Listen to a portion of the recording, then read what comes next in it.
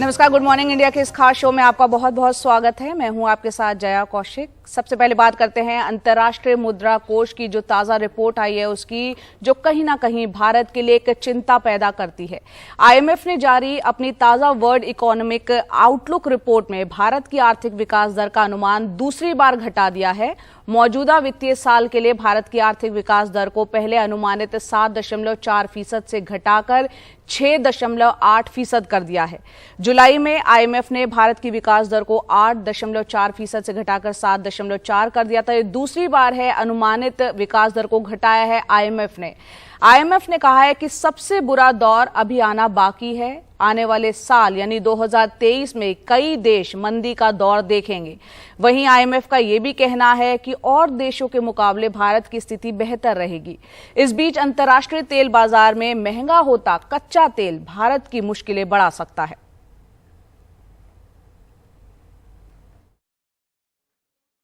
अंतर्राष्ट्रीय मुद्रा कोष यानी आईएमएफ ने भारत की अनुमानित विकास दर घटाकर 6.8% कर दी है, जबकि जुलाई में ही उसने 7.4% का विकास दर अनुमान रखा था। आईएमएफ के मुताबिक सबसे बुरा समय अभी बाकी है। The worst is yet to come, and for many people 2023 will feel like a recession. IMF ने अपनी रिपोर्ट में यूक्रेन पर रूस के हमले को, महंगाई को और चीनी अर्थव्यवस्था की मध्यम होती रफ्तार को साल 2022-23 की बड़ी चुनौतियों में माना है। उधर अंतर्राष्ट्रीय अर्थव्यवस्था में मंदी के बढ़ते खतरे के बीच अंतर्राष्ट्रीय बाजार में कच्चे तेल की कीमतों में उथल-पुथल फिर तेज हो गई है। मंगलवार को कच्चा तेल $93.61 से $98.75 प्रति बैरल के दाम पर बिका। हफ्ते भर पहले 4 अक्टूबर को इसकी कीमत $86.35 प्रति बैरल थी, जबकि तेल उत्पादन करने वाले ओपेक देश 1 नवंबर से हर दिन 20 लाख बैरल कच्चे तेल का उत्पादन घटाने जा रहे हैं। इसके बाद से ही अंतर्राष्ट्रीय तेल बाजार में कीमतें फिर बढ़ने लगी हैं। $1 पर बैरल ऊपर जाए तो हमारी एक कॉस्ट ऑफ इंपोर्ट्स वो $1 बिलियन बढ़ती है। तो $5-10 बढ़ी गई तो हमारा तो $5-10 बिलियन चला गया, ऐसा ही मानना है एक साल में।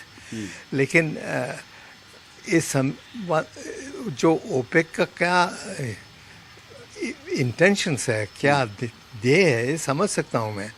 ये लोग को लग रहा है कि आजकल दुनिया भर में ईवी इलेक्ट्रिक व्हीकल्स आ रहा है, तेल की डिमांड कम होने वाली है। इस समय में हमारे पास इतना छोटा सा वक्त है कि जितना पैसा बनाया है तेल में से इतना निकाल लो। तेल आयात बिल बढ़ने से करंट अकाउंट डेफिसिट बढ़ेगा और आम लोगों को पेट्रोल डीजल की बढ़ी हुई कीमतों से राहत की गुंजाइश भी कम होगी। अंतर्राष्ट्रीय तेल बाजार में कच्चे तेल की कीमतों में बढ़ोतरी ऐसे समय पर दर्ज हुई है जब अंतर्राष्ट्रीय अर्थव्यवस्था पर मंदी का साया गहराता जा रहा है। जाहिर है आने वाले दिनों में आर्थिक मोर्चे पर संकट बड़ा हो सकता है और साथ ही इससे निपटने की चुनौती भी। दिल्ली से सुशील राठी के साथ हिमांशु शेखर, एनडीटीवी इंडिया। आगे बढ़ते हैं। परिवहन मंत्री नितिन गडकरी ने मंगलवार को एथेनॉल से चलने वाली flexi fuel hybrid electrical car को लॉन्च कर दिया। एथेनॉल से चलने वाली कारें कैसे लोगों को सस्ती पड़ेंगी और किसानों को भी इससे फायदा मिलेगा, देखते हैं हमारे सहयोगी रवि शरण शुक्ला की ये रिपोर्ट। परिवहन मंत्री नितिन गडकरी ने एथेनॉल से चलने वाली flexi fuel hybrid electrical car में बैठकर पायलट प्रोजेक्ट की शुरुआत की। ये पहला मौका है जब टोयोटा कंपनी ने इस तरह की कार को भारत में उतारा है। हालांकि ये कार कब तक आम लोगों को उपलब्ध होगी और इसके दाम क्या होंगे, इसका खुलासा नहीं किया है। लेकिन नितिन गडकरी ने साफ किया है कि आने वाले दिनों में एथेनॉल से चलने वाली गाड़ियों को बढ़ावा दिया जाएगा। And our transport sector is contributing. हमारा परिवहन क्षेत्र प्रदूषण से बड़ा योगदान दे रहा है। प्रधानमंत्री नरेंद्र मोदी जी, भूपेंद्र यादव जी, हमारा सबका कार्बन एमिशन को लेकर एक सपना है। ये वजह है कि हमें electric ethanol, methanol, biodiesel, bio CNG, bio LNG, green hydrogen को बढ़ावा देने की जरूरत है। मुझे टोरेटो से एक हाइड्रोजन कार भी मिली है जिसका नाम मिराई है। मिराई का मतलब भविष्य होता है। The name is Mirai, means भविष्य। फ्लेक्सी फ्यूल से चलने वाली ऐसी कारों को सरकार क्यों बढ़ावा दे रही है? इसके जवाब में सरकार के कई तर्क हैं। मसलन 2025 तक 20% एथेनॉल मिश्रित पेट्रोल का लक्ष्य है, जिससे सरकार को 30,000 करोड़ रुपए की बचत होगी। एथेनॉल गन्ना, धान और पराली जैसे बायोवेस्ट से तैयार होता है। इसके चलते किसानों की आमदनी भी बढ़ेगी। इस एथेनॉल ईंधन से कार्बन और नाइट्रोजन का उत्सर्जन कम होता है, लिहाजा प्रदूषण में भी कमी आएगी। जैसे आपने सुना होगा कि इंडिया का इथेनॉल का पोटेंशियल बहुत ज़्यादा है, और जब हम ये पराली से इथेनॉल चालू करेंगे तो अनलिमिटेड पोटेंशियल है। तो उसकी सब तैयारी हो रही है, और मेरे ख्याल से ये इसके एनवायरनमेंट के लिए अच्छा है, फार्मर्स के लिए बहुत अच्छा है। अच्छा, फार्मर्स के लिए सर कैसे अच्छा है? क्योंकि ये तो पराली या जो है वो उससे उनको बेच सकते हैं ना वो अच्छे दाम में। अच्छा, हाँ, तो ये एथेनॉल में कार्बन कम हो जाएगा, फार्मर्स को इनकम मिल जाएगा, और ऑयल का इंपोर्ट कम हो जाएगा। ये तीन चीज़ें हैं। फ्लेक्सी फ्यूल से चलने वाली इन कारों की खासियत ये रहती है कि ये 40% इलेक्ट्रिकल बैटरी से और 60% एथेनॉल से चल सकती हैं। ये जो टोयोटा की आप ये कार देख रहे हैं, इसको ऑलरेडी जो है वो ब्राज़ील में लॉन्च किया जा चुका है, और ब्राज़ील जो है वो अभी तक विश्व में सबसे ज़्यादा जो एथेनॉल का ईंधन है उसको प्रयोग करने वाला देश है, और उसके यहाँ तकरीबन 48% जो एथेनॉल है उससे जो गाड़ियाँ हैं वो चलती हैं। अब एक सबसे बड़ा सवाल है जिसका जवाब मिनिस्ट्री को खोजना पड़ेगा कि क्या आखिर इतना एथेनॉल हम पैदा कर रहे हैं कि जिससे अगर इस तरह की कार लॉन्च हो तो कोई दिक्कत ना हो। एथेनॉल से चलने वाली इस तरह की कारें कई मायने में बड़ा बदलाव साबित हो सकती हैं। उम्मीद है कि आने वाले दिनों में इस तरह की तमाम गाड़ियां आपको सड़कों पर देखने को मिलेंगी। दिल्ली से मोहम्मद मुरसलिन के साथ रवीश रंजन शुक्ला, एनडीटीवी इंडिया। प्रधानमंत्री नरेंद्र मोदी का 3 दिन का गुजरात दौरा खत्म हो गया। माना जा रहा है कि गुजरात में कभी भी विधानसभा चुनाव की घोषणा हो सकती है। ऐसे में पीएम के इस दौरे को लेकर बहुत चर्चा रही। इस दौरे में प्रधानमंत्री ने अपनी सरकार के काम तो गिनाए ही, लेकिन विपक्षी दलों पर निशाने भी साधे। वहीं विपक्ष ने भी पलटवार किया। देखते हैं रिपोर्ट। अपने गुजरात दौरे के अंतिम दिन प्रधानमंत्री नरेंद्र मोदी ने राजकोट जिले के जामकंडोरणा में सभा के दौरान विपक्षी दलों पर निशाना साधा और कहा कि उनकी सरकार भ्रष्टाचारियों पर कार्रवाई करती है तो सरकारी संस्थाओं को बदनाम किया जाता है। आज भारत सरकार भ्रष्टाचारियों विरुद्ध में जरा भी हलचल करे तो एक आखू टोळू भेगू थईने कागा रोल करी मूके छे। भारत सरकारनी संस्थाओने बदनाम करे छे अरे तमारी पर जे आरोपो लागी रह्या छे एनो जवाब सीधो सीधो आपो ने भाई। तमे आ देशनी प्रजानु लूट्यु छे ये तमारे पाछू आपवू ज पड़शे। कांग्रेस ने प्रधानमंत्री के इन आरोपों पर पलटवार किया। बदनाम संस्थाओं को नहीं किया जाता है, बदनाम उन एजेंसियों को किया जाता है जो एजेंसी कम और भारतीय जनता पार्टी की फ्रंटल ज्यादा बन चुकी हैं। प्रतिशोध की राजनीति में सबसे आगे अब ये एजेंसीज रहती हैं। इनका कठपुतलियों की तरह इस्तेमाल होता है और इसीलिए इनकी विश्वसनीयता, इनकी प्रतिष्ठा और इनकी साख पूरी तरह से खत्म हो चुकी है। इससे पहले सोमवार को प्रधानमंत्री ने अपनी आणंद की सभा में कहा कि कांग्रेस से सतर्क रहने की जरूरत है। बेशक वो मीडिया में नहीं दिख रही, लेकिन गांव-गांव जाकर बैठक कर रही है। पहला तो कांग्रेस वाला हाकला पड़कारा करे, જોઈ લેશું ને પાડી લેશું ને હવે 20 વર્ષમાં પડ્યા નહીં એટલે મેં નવું કર્યું આપણે અને એટલે સતર્ક રહેવાની જરૂર છે। આ કોંગ્રેસ વાળા બોલતા નથી પણ ઠંડી તાકાતથી ગામો ગામ ગોઠવણો કરી રહ્યા છે। એમની જૂની જે ચાલાકીઓ છે ને એ ચાલાકીઓ ભરપૂર અજમાસ કરી રહ્યા છે, બોલ્યા ચાલે મિલા કરી રહ્યા છે। એટલે તમે છાપામાં ના આવતું હોય, પ્રેસ કોન્ફરન્સ ના કરતા હોય, ભાષણ ના करता હોય, भ्रममा ना रहता भाई। लेकिन पीएम मोदी की ये बात अरविंद केजरीवाल को पसंद नहीं आई, क्योंकि वो मानते हैं कि बीजेपी से सीधा मुकाबला आम आदमी पार्टी करेगी, कांग्रेस नहीं। जबकि प्रधानमंत्री के इस बयान से ये संदेश जा सकता है कि मुकाबला बीजेपी बनाम कांग्रेस होगा। केजरीवाल ने ट्वीट कर पूछा, क्या प्रधानमंत्री गुजरात में कांग्रेस के लिए प्रचार कर रहे हैं? गुजरात में प्रधानमंत्री को यह पता चल गया है कि मुकाबला भाजपा और आम आदमी पार्टी के बीच है। इतना ही नहीं, भाजपा के एक एक नेता को पता है कि आम आदमी पार्टी गांव-गांव तक चली गई है, गांव-गांव तक घुस गई है। लेकिन हमें ताज्जुब ये होता है कि अभी प्रधानमंत्री भाजपा का तो प्रचार कर ही रहे हैं, लेकिन कांग्रेस के प्रचार करने की भी जैसे जिम्मेदारी प्रधानमंत्री खुद ले रहे हैं। पीएम मोदी ने अपने पूरे दौरे के दौरान आम आदमी पार्टी या उसके नेताओं का कहीं नाम नहीं लिया, लेकिन भरूच के आमोद में अर्बन नक्सल की बात कही।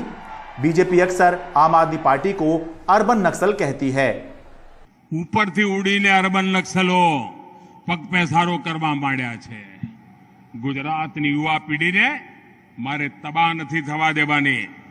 આપણે પણ આપણા સંતાનોને સચેત કરીએ કે અર્બન નક્સલોએ દેશને ખેદાન મેદાન કરવાનું બીડું ઉઠાવ્યું છે। अब पीएम के दौरे के बाद बुधवार से बीजेपी अगले 11 दिन तक गुजरात गौरव यात्रा निकालकर प्रचार करेगी। वैसे सच बात यही है कि पॉलिटिकल पार्टी कुछ भी दावा करते रहें, नेता कुछ भी कहते रहें, मीडिया कुछ भी दिखाता रहे, लेकिन जिस जनता को वोट देना है उसको सब पता होता है कि मुकाबला किस किस में है और कौन पार्टी सरकार बना सकती है। Sharad Sharma, NDTV India. Hate speech को लेकर सुप्रीम कोर्ट ने सख्त टिप्पणी की है। सुप्रीम कोर्ट ने सोमवार को कहा कि देश में अल्पसंख्यकों के खिलाफ नफरत भरे भाषणों पर एक याचिका शायद ये कहने में सही हो सकती है कि इस प्रकार के सार्वजनिक भाषणों के कारण पूरा माहौल खराब हो रहा है।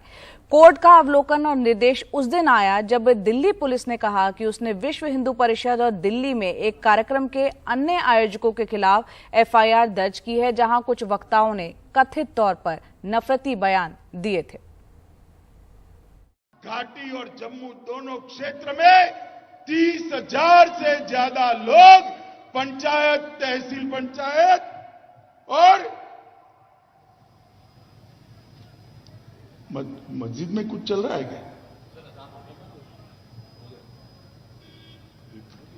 हो गया?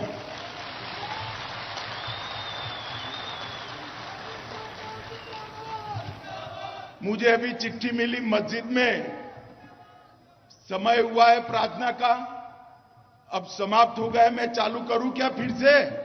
जहां जहां ये आपको दिखाई दे, मैं कहता हूं अगर इनका दिमाग ठीक करना है, इनकी तबीयत ठीक करनी है, तो एक ही इलाज है, वो है संपूर्ण बहिष्कार।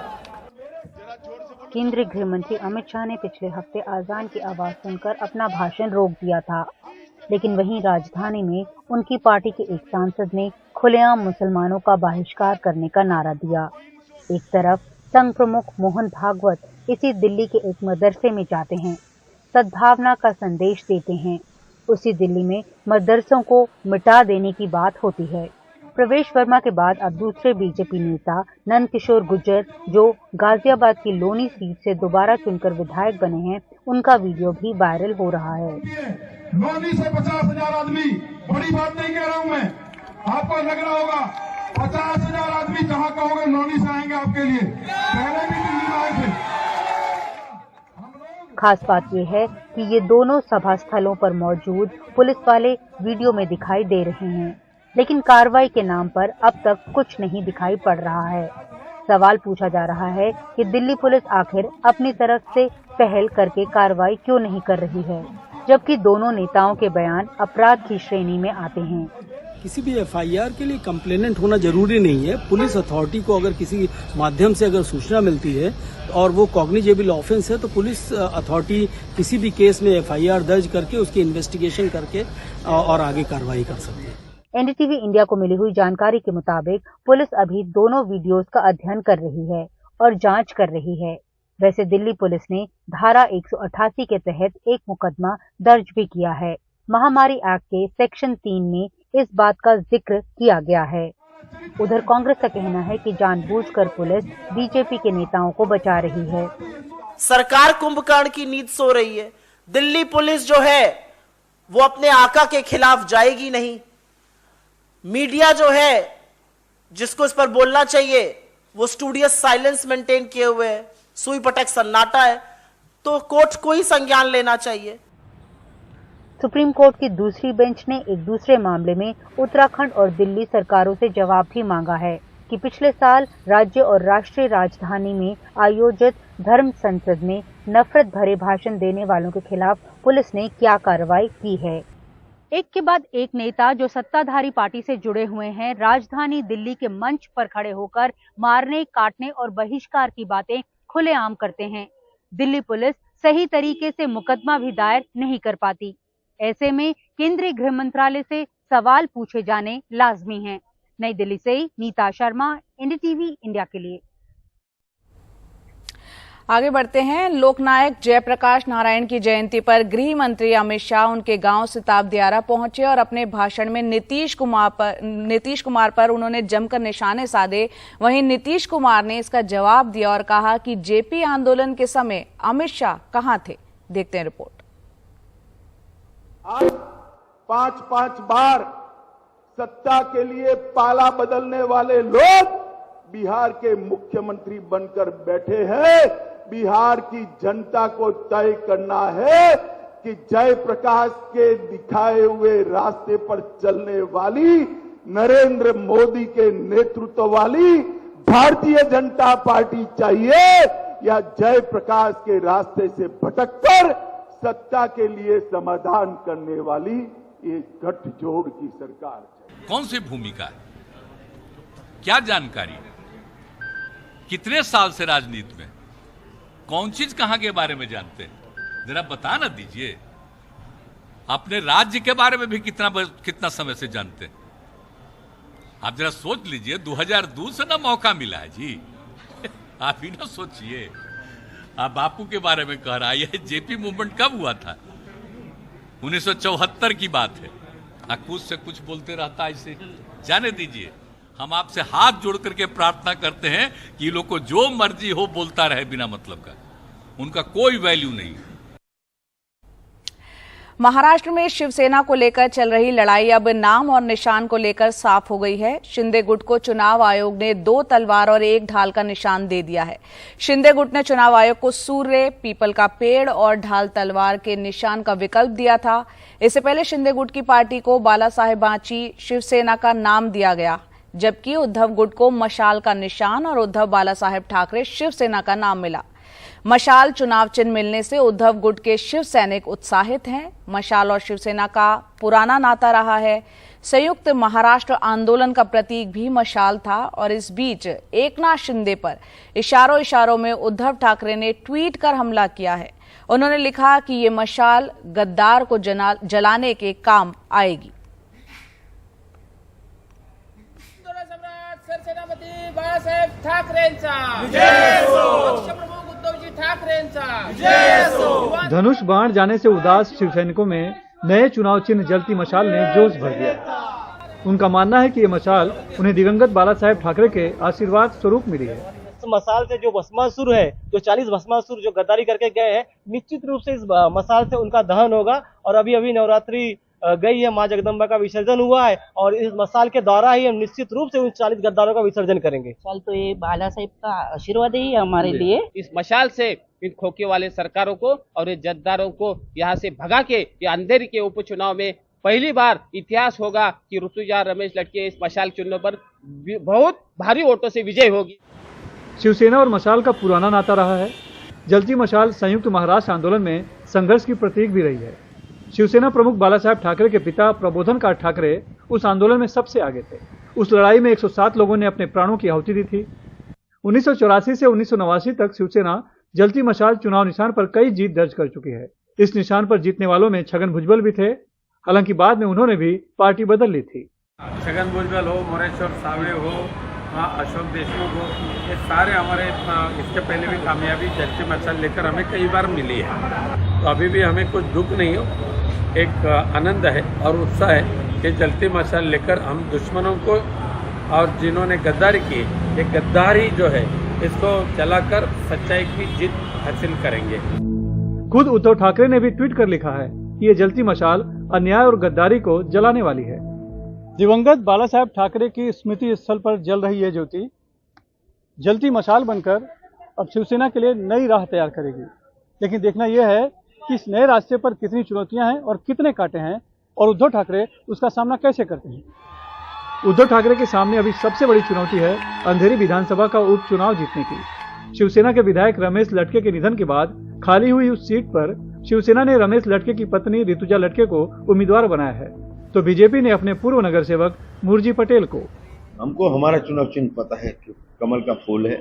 माननीय मोदी जी, माननीय देवेंद्र जी, माननीय योगी जी, उनका चुनाव चिन्ह कमल का फूल है। और कमल का फूल पूरे देश में फूल रहा है, आप सबको पता है। साल 2019 के चुनाव में पार्टी से बगावत कर आजाद उम्मीदवार के रूप में चुनाव लड़े मुरजी ने 45,808 के करीब वोट पाए थे, जबकि रमेश लटके बीजेपी शिवसेना युति के उम्मीदवार थे और 62,773 वोट लेकर जीत दर्ज की थी। इस बार तो मुरजी पटेल बीजेपी के टिकट पर हैं और एकनाथ शिंदे गुट का भी समर्थन है। हालांकि कांग्रेस और एनसीपी ने शिवसेना उद्धव ठाकरे को समर्थन देकर इस उपचुनाव को दिलचस्प बना दिया है। मुंबई से कैमरामैन अल्ताफ के साथ सुनील सिंह, एनडीटीवी इंडिया के लिए।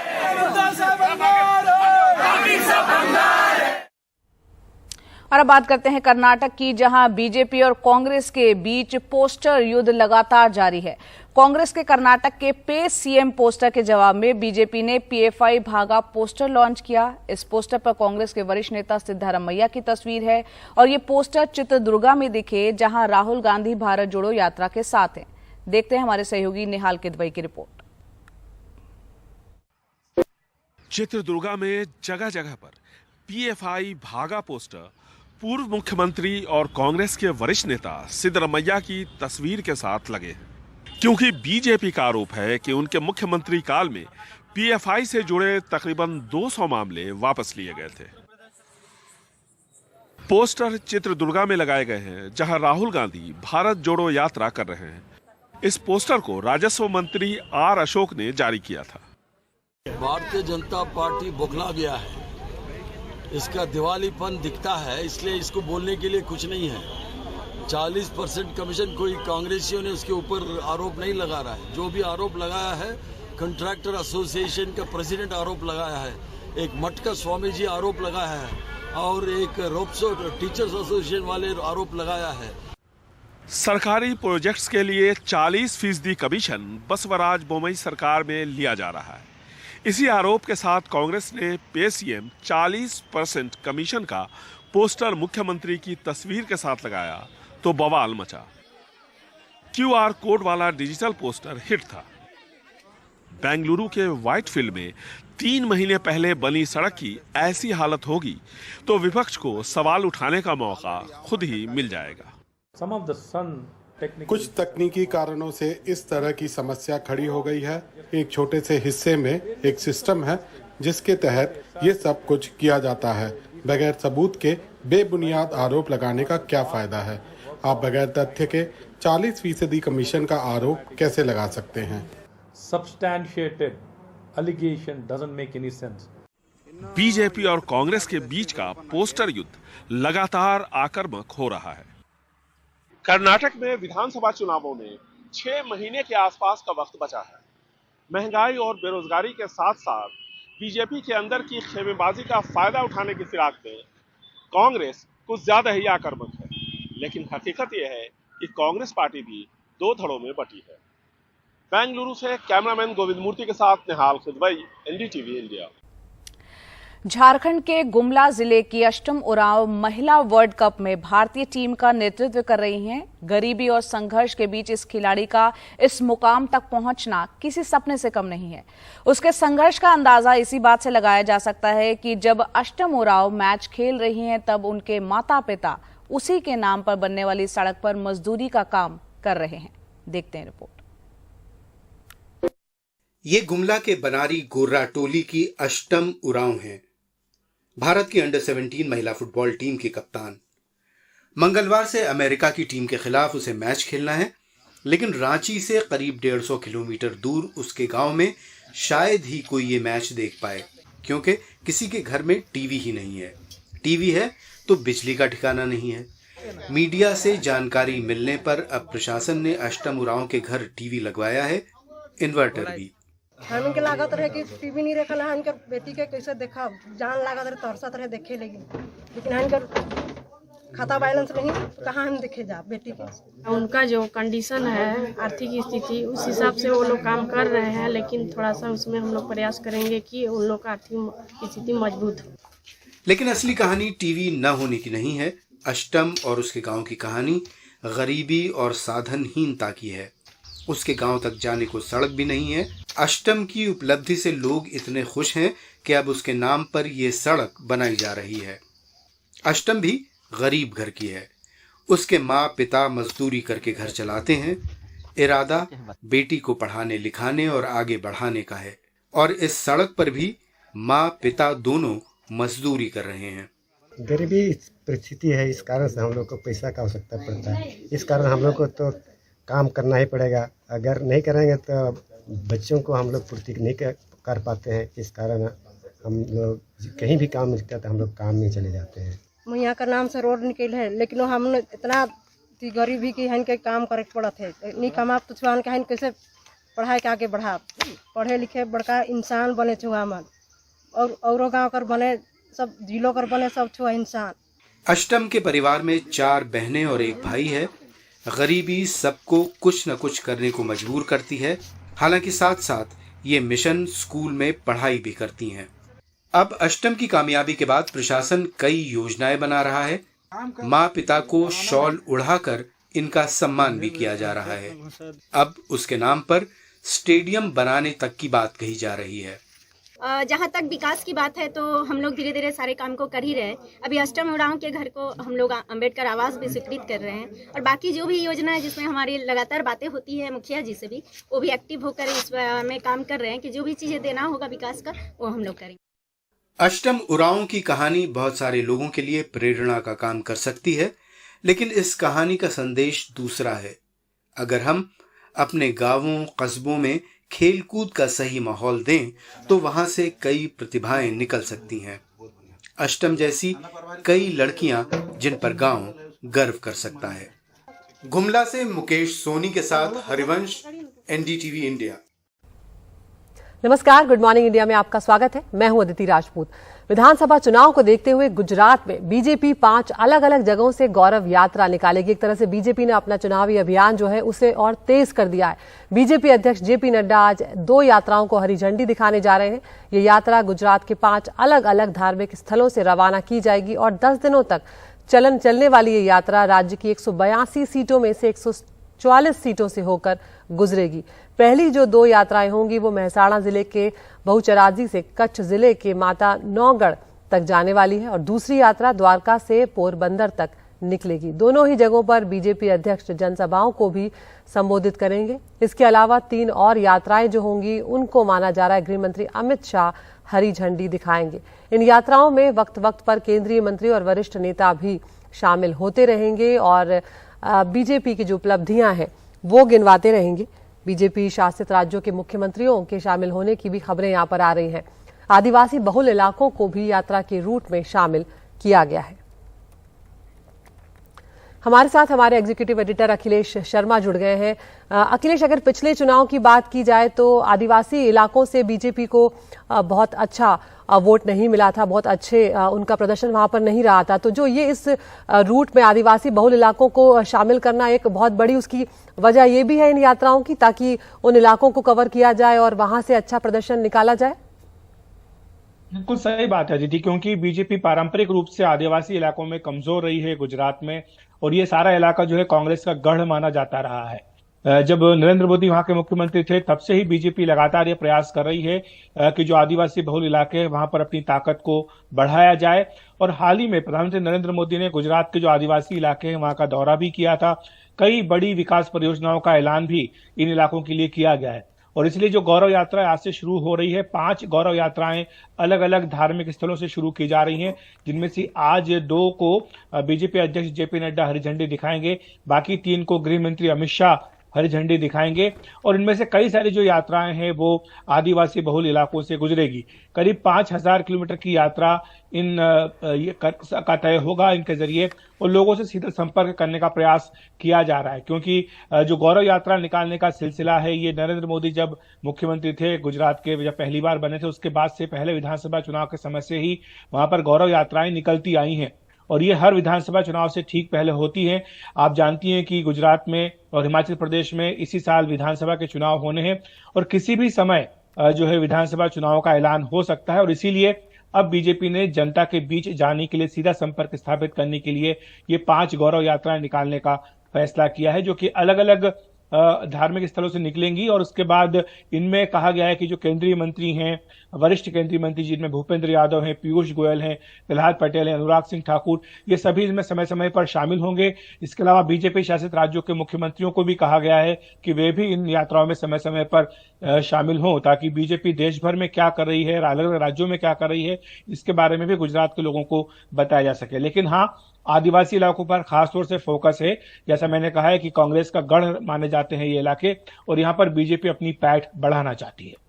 बिल्कुल अखिलेश, 2002 का भी आपने जिक्र किया जब बीजेपी को 127 सीटें मिली थी, लेकिन अगर 2017 की बात करें तो 99 सीटों पर पार्टी उस वक्त सिमट गई थी। कहीं ना कहीं बीजेपी और कांग्रेस में बिल्कुल कांटे की टक्कर देखने को मिली थी। और इस बार का लक्ष्य जो है, बार बार हम बीजेपी के तमाम नेताओं से सुनते हैं, 150 का लक्ष्य रख रहे हैं, जो अब तक गुजरात में किसी को हासिल नहीं हुआ है। तो ऐसे में उसके लिए खास तौर पर जातिगत जो समीकरण है उनको भी बिठाया जाएगा, और क्या टिकट के बंटवारे में भी खास चीजों का ख्याल रखा जाएगा? बिल्कुल, ये माना जा रहा है अदिति की बड़ी संख्या में मौजूदा विधायकों के टिकट काटे जाएंगे। हमने देखा था कि कोविड की दूसरी लहर के बाद जब बीजेपी ने गुजरात में परिवर्तन किया तो मुख्यमंत्री समेत सारे मंत्रियों को बदल दिया, जो कि कभी किसी राज्य में बीजेपी ने नहीं किया था। तो गुजरात में उसने ये प्रयोग किया है, उसे उम्मीद है कि इस प्रयोग को लेकर के उसे समर्थन भी जनता का मिलेगा। दूसरी तरफ विधायकों को लेकर के भी अगर नाराजगी है लोगों में, तो वो भी दूर करने का प्रयास बीजेपी करेगी। और ये बीजेपी का हमेशा से फार्मूला रहा है गुजरात में कि कम से कम 30 से 35% मौजूदा विधायकों के टिकट काटे जाते हैं। तो संभव है कि इस बार भी यही होगा। लेकिन दूसरी बात जो बीजेपी को हैरान कर रही है वो है कांग्रेस की खामोशी, क्योंकि पिछले विधानसभा चुनाव जिसका आपने जिक्र किया है, काफी धुआंधार चुनाव प्रचार राहुल गांधी ने किया था। चुनाव के दौरान ही उन्हें उपाध्यक्ष से हटा का ओहदा बढ़ा करके उनको कांग्रेस का अध्यक्ष बना दिया गया था, ताकि गुजरात की जनता को संदेश दिया जा सके। और तब धुआंधार प्रचार का ही नतीजा था कि बीजेपी को कांग्रेस पहली बार 100 सीटों के नीचे लाने में कामयाब रही थी। 99 सीटें ही बीजेपी को पिछले विधानसभा चुनाव में मिल पाई थी। कांग्रेस ने अपना वोट प्रतिशत भी बढ़ाया था। लेकिन इस बार कांग्रेस खामोश है, उसके नेता कहीं दिखाई नहीं दे रहे हैं।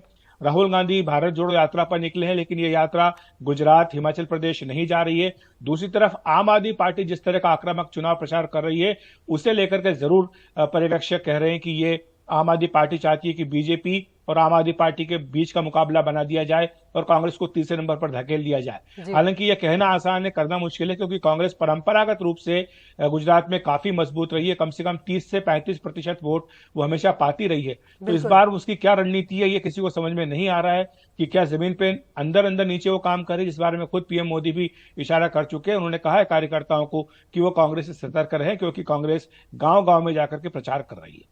बहुत बहुत शुक्रिया अखिलेश, विस्तार से गुजरात की राजनीति को समझाने के लिए, और बीजेपी ने किस तरह से अपनी रणनीति, अपना चुनावी अभियान जो है वो गुजरात में तेज कर दिया है, इस सब की जानकारी इससे मिलती है, क्योंकि अब मिशन गुजरात जो है वो बीजेपी का तेज होता जा रहा है।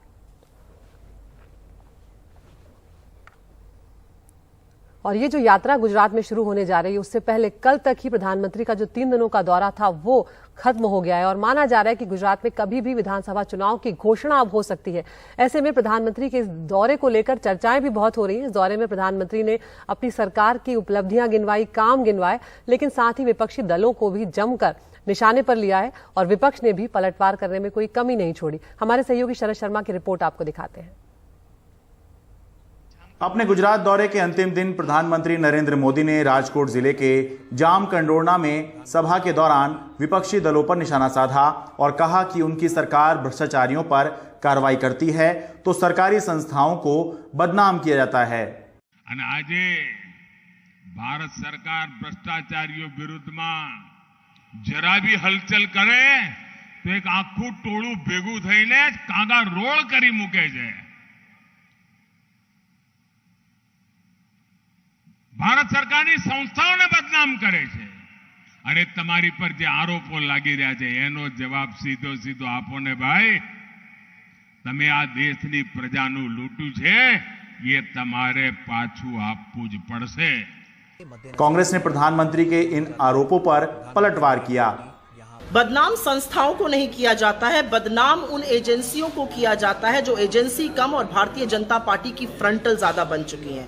प्रतिशोध की राजनीति में सबसे आगे अब ये एजेंसीज रहती हैं, इनका कठपुतलियों की तरह इस्तेमाल होता है और इसीलिए इनकी विश्वसनीयता, इनकी प्रतिष्ठा और इनकी साख पूरी तरह से खत्म हो चुकी है। इससे पहले सोमवार को प्रधानमंत्री ने अपनी आणंद की सभा में कहा कि कांग्रेस से सतर्क रहने की जरूरत है। बेशक वो मीडिया में नहीं दिख रही, लेकिन गांव-गांव जाकर बैठक कर रही है। पहला तो कांग्रेस वाला हाकला पड़कारा करे, જોઈ લેશું ને પાડી લેશું ને હવે 20 વર્ષમાં પડ્યા નહીં એટલે મેં નવું કર્યું આપણે અને એટલે સતર્ક રહેવાની જરૂર છે। આ કોંગ્રેસ વાળા બોલતા નથી પણ ઠંડી તાકાતથી ગામો ગામ ગોઠવણો કરી રહ્યા છે। એમની જૂની જે ચાલાકીઓ છે ને એ ચાલાકીઓ ભરપૂર અજમાસ કરી રહ્યા છે, બોલ્યા ચાલે વિના કરી રહ્યા છે। એટલે તમે છાપામાં ના આવતું હોય, પ્રેસ કોન્ફરન્સ ના કરતા હોય, ભાષણ ના करता હોય, भ्रमમાં ना रहता भाई। लेकिन पीएम मोदी की ये बात अरविंद केजरीवाल को पसंद नहीं आई, क्योंकि वो मानते हैं कि बीजेपी से सीधा मुकाबला आम आदमी पार्टी करेगी, कांग्रेस नहीं। जबकि प्रधानमंत्री के इस बयान से ये संदेश जा सकता है कि मुकाबला बीजेपी बनाम कांग्रेस होगा। केजरीवाल ने ट्वीट कर पूछा, क्या प्रधानमंत्री गुजरात में कांग्रेस के लिए प्रचार कर रहे हैं? गुजरात में प्रधानमंत्री को यह पता चल गया है कि मुकाबला भाजपा और आम आदमी पार्टी के बीच है। इतना ही नहीं, भाजपा के एक एक नेता को पता है कि आम आदमी पार्टी गांव-गांव तक चली गई है, गांव-गांव तक घुस गई है। लेकिन हमें ताज्जुब ये होता है कि अभी प्रधानमंत्री भाजपा का तो प्रचार कर ही रहे हैं, लेकिन कांग्रेस के प्रचार करने की भी जैसे जिम्मेदारी प्रधानमंत्री खुद ले रहे हैं। पीएम मोदी ने अपने पूरे दौरे के दौरान आम आदमी पार्टी या उसके नेताओं का कहीं नाम नहीं लिया, लेकिन भरूच के आमोद में अर्बन नक्सल की बात कही। बीजेपी अक्सर आम आदमी पार्टी को अर्बन नक्सल कहती है। ऊपर थी उड़ीने अर्बन नक्सलो पग पेसारो करवा માંડ્યા છે। ગુજરાતની યુવા પેઢીને મારે તબાહ નથી થવા દેવાની। આપણે પણ આપણા સંતાનોને સચેત કરીએ કે અર્બન નક્સલોએ દેશને ખેદાન मैदान કરવાનું બીડું ઉઠાવ્યું છે। अब पीएम के दौरे के बाद बुधवार से बीजेपी अगले 11 दिन तक गुजरात गौरव यात्रा निकालकर प्रचार करेगी। वैसे सच बात यही है कि पॉलिटिकल पार्टी कुछ भी दावा करते रहें, नेता कुछ भी कहते रहें, मीडिया कुछ भी दिखाता रहे, लेकिन जिस जनता को वोट देना है उसको सब पता होता है कि मुकाबला किस किस में है और कौन पार्टी सरकार बना सकती है। Sharad Sharma, NDTV India. और अब कांग्रेस की बात करते हैं। जो भारत जोड़ो यात्रा राहुल गांधी की चल रही है उसका आज 35वां दिन है। ये पदयात्रा अभी कर्नाटक में है। आज की यात्रा की शुरुआत कांग्रेस नेता राहुल गांधी ने चित्रदुर्ग के चलकेरे टाउन से की है। अपनी यात्रा के दौरान राहुल गांधी लगातार स्थानीय लोगों से बातचीत कर जुड़ाव स्थापित करने की कोशिश में जुटे हुए हैं। 7 सितंबर को कन्याकुमारी से शुरू हुई ये यात्रा अब तक करीब 900 किलोमीटर की दूरी तय कर चुकी है। ये पदयात्रा कुल 12 राज्यों से होकर गुजरेगी और अभी से करीब 115 दिनों बाद जम्मू कश्मीर में खत्म हो जाएगी। लेकिन गुजरात और हिमाचल में जहां चुनाव है वहां नहीं जाने को लेकर कांग्रेस की इस पदयात्रा पर सवाल भी उठ रहे हैं। फिलहाल कर्नाटक में ये यात्रा 21 दिनों के लिए रहेगी। इस दौरान राहुल गांधी की कोशिश यही है कि स्थानीय जो कांग्रेस के नेता और कार्यकर्ता हैं उनसे मिला जाए, उनमें जोश भरा जाए और 2024 की तैयारी की जाए।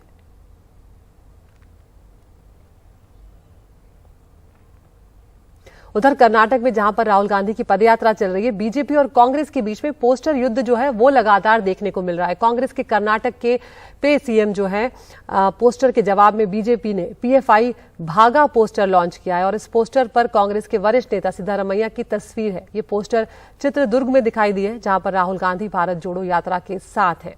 आपको दिखाते हैं हमारे सहयोगी निहाल किदवई की रिपोर्ट। चित्रदुर्गा में जगह जगह पर पीएफआई भागा पोस्टर पूर्व मुख्यमंत्री और कांग्रेस के वरिष्ठ नेता सिद्धरमैया की तस्वीर के साथ लगे, क्योंकि बीजेपी का आरोप है कि उनके मुख्यमंत्री काल में पीएफआई से जुड़े तकरीबन 200 मामले वापस लिए गए थे। पोस्टर चित्रदुर्गा में लगाए गए हैं जहां राहुल गांधी भारत जोड़ो यात्रा कर रहे हैं। इस पोस्टर को राजस्व मंत्री आर अशोक ने जारी किया था।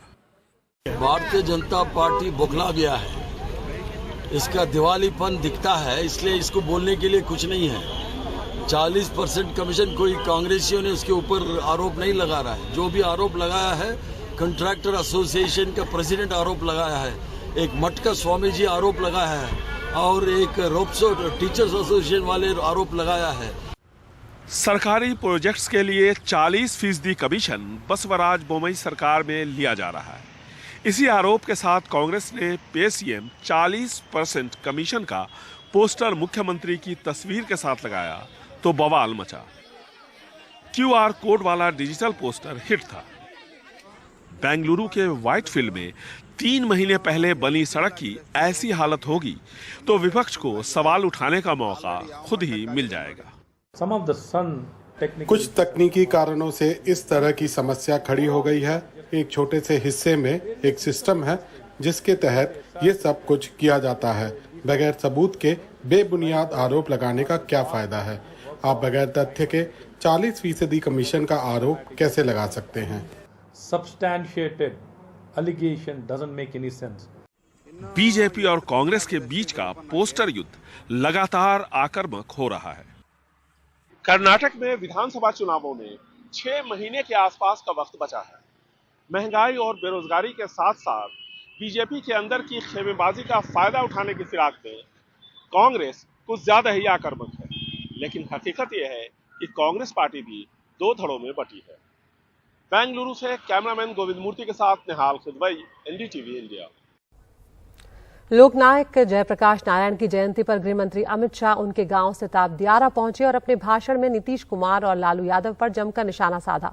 उन्होंने कहा कि जेपी आंदोलन से निकले लोग आज कांग्रेस की गोद में बैठे हैं। वहीं नीतीश कुमार भी पीछे नहीं हटे। उन्होंने इसका जवाब दिया और कहा कि जेपी आंदोलन के वक्त अमित शाह कहां थे। आज 5-5 बार सत्ता के लिए पाला बदलने वाले लोग बिहार के मुख्यमंत्री बनकर बैठे हैं। बिहार की जनता को तय करना है कि जयप्रकाश के दिखाए हुए रास्ते पर चलने वाली नरेंद्र मोदी के नेतृत्व वाली भारतीय जनता पार्टी चाहिए या जयप्रकाश के रास्ते से भटककर सत्ता के लिए समाधान करने वाली ये गठजोड़ की सरकार चाहिए। कौन सी भूमिका है, क्या जानकारी, कितने साल से राजनीति में, कौन चीज कहां के बारे में जानते हैं, जरा बता ना दीजिए। अपने राज्य के बारे में भी कितना समय से जानते हैं।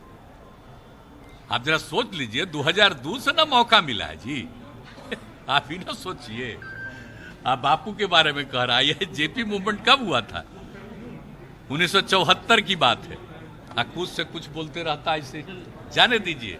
हम आपसे हाथ जोड़ करके प्रार्थना करते हैं कि लोग को जो मर्जी हो बोलता रहे बिना मतलब का, उनका कोई वैल्यू नहीं है।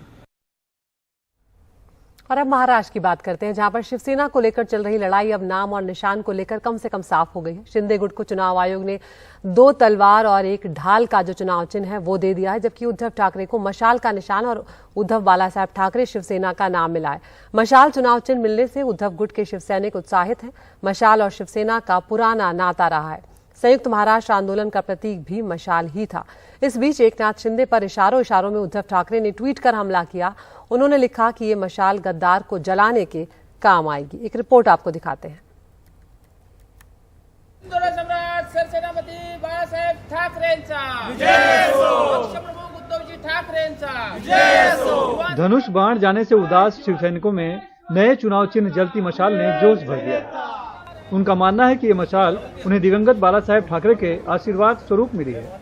मशाल से जो भस्मासुर है, जो 40 भस्मासुर जो गद्दारी करके गए हैं, निश्चित रूप से इस मशाल से उनका दहन होगा। और अभी नवरात्रि गई है, माँ जगदम्बा का विसर्जन हुआ है और इस मशाल के द्वारा ही हम निश्चित रूप से उन 40 गद्दारों का विसर्जन करेंगे। तो ये बाला साहेब का आशीर्वाद ही हमारे लिए। इस मशाल से इन खोखे वाले सरकारों को और ये जद्दारों को यहाँ से भगा के ये अंधेरी के उपचुनाव में पहली बार इतिहास होगा कि ऋतुजा रमेश लड़के इस मशाल चिन्ह पर बहुत भारी वोटों से विजय होगी। शिवसेना और मशाल का पुराना नाता रहा है। जलती मशाल संयुक्त महाराष्ट्र आंदोलन में संघर्ष की प्रतीक भी रही है। शिवसेना प्रमुख बालासाहेब ठाकरे के पिता प्रबोधनकार ठाकरे उस आंदोलन में सबसे आगे थे। उस लड़ाई में 107 लोगों ने अपने प्राणों की आहुति दी थी। 1984 से 1989 तक शिवसेना जलती मशाल चुनाव निशान पर कई जीत दर्ज कर चुकी है। इस निशान पर जीतने वालों में छगन भुजबल भी थे, हालांकि बाद में उन्होंने भी पार्टी बदल ली थी। छगन भुजबल हो, मोरेश्वर सावड़े हो, अशोक देशमुख हो, ये सारे हमारे इसके पहले भी कामयाबी जलती मशाल लेकर हमें कई बार मिली है। तो अभी भी हमें कुछ दुख नहीं हो, एक आनंद है और उत्साह है कि जलती मशाल लेकर हम दुश्मनों को और जिन्होंने गद्दारी की, ये गद्दारी जो है इसको जलाकर सच्चाई की जीत हासिल करेंगे। खुद उद्धव ठाकरे ने भी ट्वीट कर लिखा है कि ये जलती मशाल अन्याय और गद्दारी को जलाने वाली है।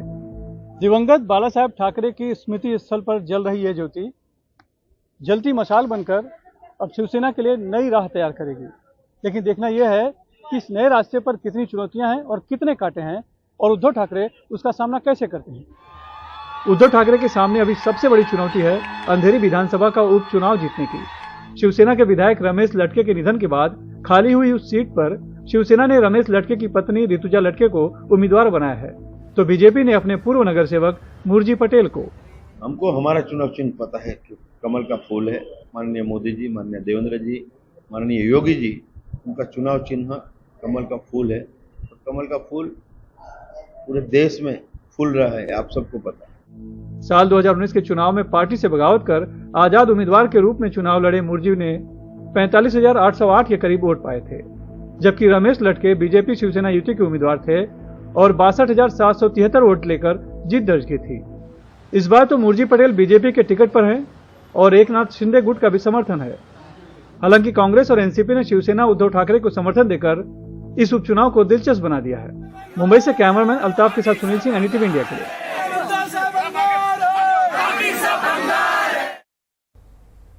प्रधानमंत्री नरेंद्र मोदी ने मंगलवार को उज्जैन में ज्योतिर्लिंग महाकालेश्वर के नए परिसर महाकाल लोक का लोकार्पण किया। लोकार्पण से पहले उन्होंने महाकाल के दर्शन किए और वहां पर पूजा अर्चना की। उसके बाद वो लोक परिसर में गए। वहां पर मुख्यमंत्री शिवराज सिंह चौहान ने प्रधानमंत्री को महाकाल लोक से जुड़ी जानकारियां दी और उसके बाद प्रधानमंत्री ने लोगों को संबोधित भी किया। उन्होंने कहा कि उज्जैन के कण कण में आध्यात्म समाया हुआ है। देश के 12 ज्योतिर्लिंगों में से एक यहां पर महाकालेश्वर मंदिर स्थापित है और यहां देश विदेश से बड़ी संख्या में श्रद्धालु आते हैं। 900 मीटर से ज्यादा लंबा महाकाल लोक जो है गलियारा है, वो पुरानी रुद्रसागर झील के चारों ओर फैला हुआ है। महाकालेश्वर मंदिर के आसपास के क्षेत्र के पुनर्विकास की परियोजना के तहत रुद्रसागर झील को पुनर्जीवित किया गया है और यहाँ पर अब ये भव्य नजारा जो है वो देखने को मिल रहा है।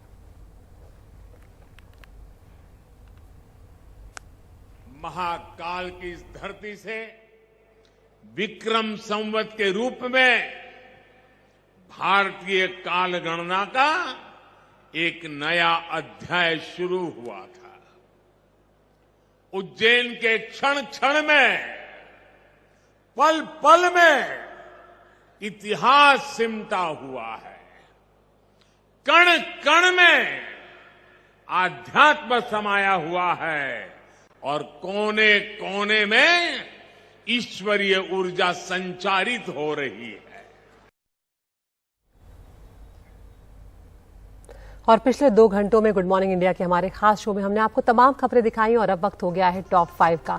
तो पहली खबर है महाराष्ट्र से, जहां पर एकनाथ शिंदे की ढाल तलवार से अब उद्धव ठाकरे की मशाल की टक्कर होने जा रही है। दोनों को चुनाव चिन्ह और पार्टी का नाम जो है वो मिल चुका है। दूसरी खबर बिहार से, जहां पर लोक नायक जयप्रकाश नारायण की जयंती पर अमित शाह और नीतीश कुमार में वार पलटवार देखने को मिला। तीसरी खबर गुजरात से, जहां पर विजय के लिए बीजेपी ने अपनी गौरव यात्रा शुरू की है, जो 5 अलग अलग चरणों में की जाएगी। चौथी खबर IMF ने फिर घटाई है भारत की अनुमानित विकास दर। और पांचवी खबर BCCI से, सौरव गांगुली की छुट्टी होना तय माना जा रहा है और रोजर बिन्नी बनेंगे नए अध्यक्ष। आपको करना ये, हमारे YouTube चैनल पर जाना है, इन 5 में से किसी एक खबर को चुनना है, उस खबर को हम आपको विस्तार से दिखाएंगे।